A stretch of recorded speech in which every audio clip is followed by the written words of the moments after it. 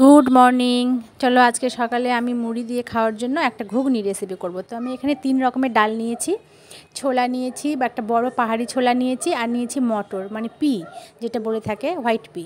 আর এখানে কেটে নিয়েছি পেঁয়াজ একটু বেশি দিতে হবে এই রান্নাটাতে, যেহেতু আলু ইউজ করছি না। আর নিয়েছি গোটা গরম মশলা, বড়ওয়ালা ছোটোওয়ালা দারচিনি, পেঁয়াজ, রসুন নিয়েছি, তেজপাতা দিয়ে সমস্ত ধুয়ে পরিষ্কার করে আদা বাটা সমস্ত কিছু দিয়ে আমি প্রেশার কুকারে দিয়ে দেব। তো আদা বাটা অনেকটাই দিলাম। আর আজকে রান্নাটা আমি শুকনো লঙ্কাতে করব, কাঁচা লঙ্কা দেবো না, একটু লাল কালার করার জন্য।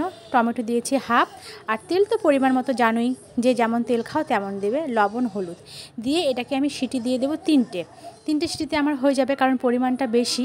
আর পরিমাণে যে কোনো জিনিস বেশি হলে তো সেদ্ধটা খুব তাড়াতাড়ি হয়।